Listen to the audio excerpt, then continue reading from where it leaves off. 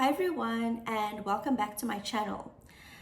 Before we begin, this is to let you know that this is a mini-series on the self-limiting beliefs and behaviors that hold us back from pursuing our true passion and purpose in life.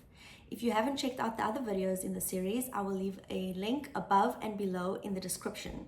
But today, we're going to talk about self-confidence.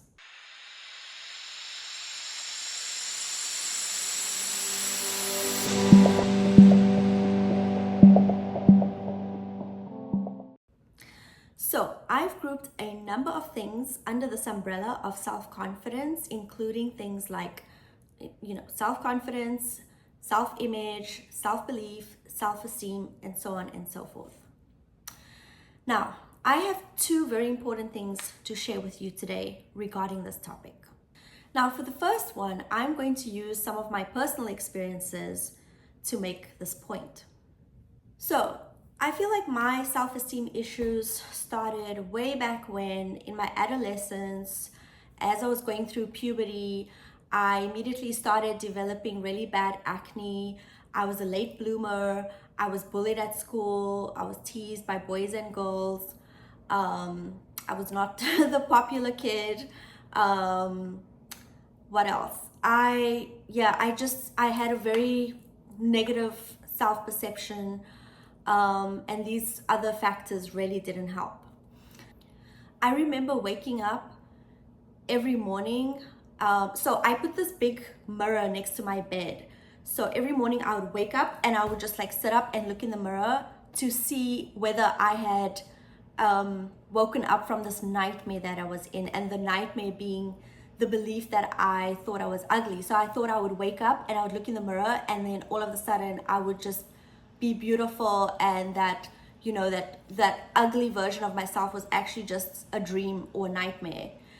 But every morning I woke up and my nightmare became a reality, and I felt that I was still ugly.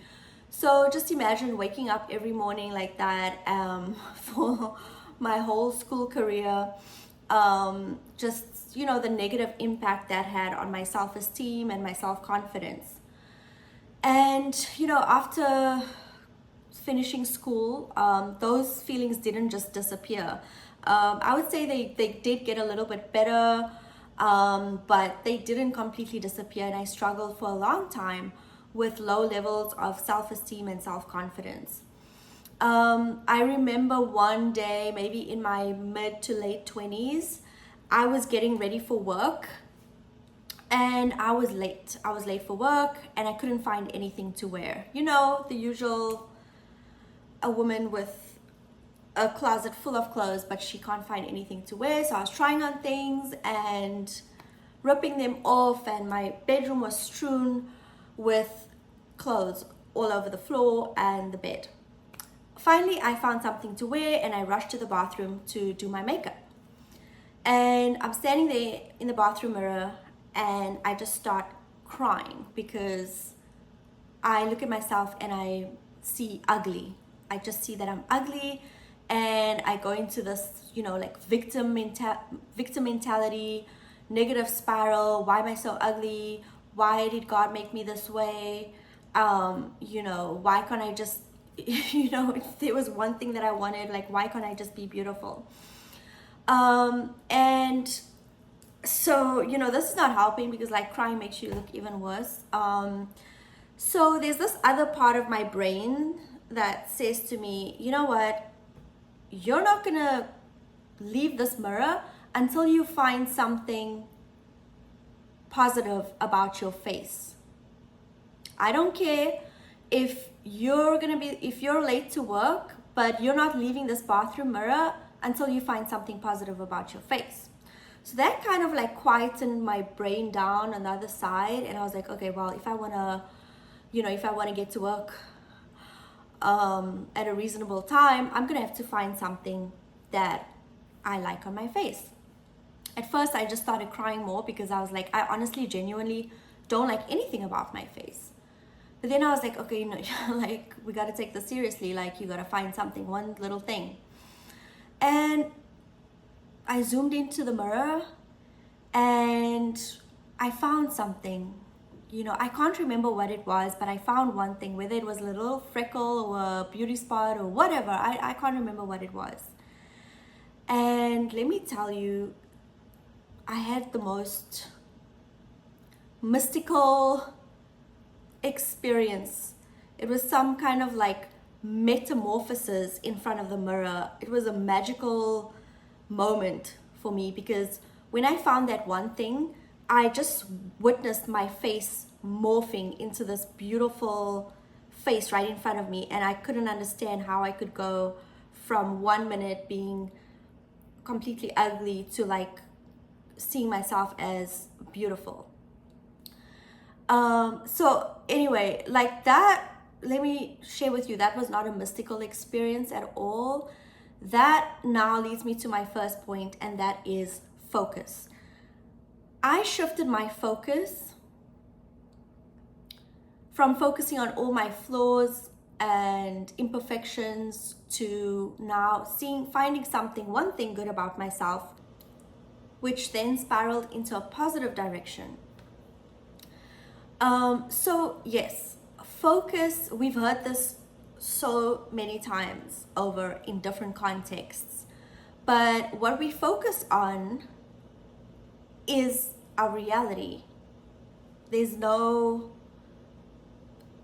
other way of describing it, and I think I used this in one of my other videos on this series, but there's no other way of looking at it. Like, what you focus on, you find. What you focus on, you see, because literally there's so many things in this world. There's so many sensory there's so much sensory information to focus on, and our brain can't process all of it. So we have to kind of like filter out a lot of things. So when you focus on certain things, that becomes your reality.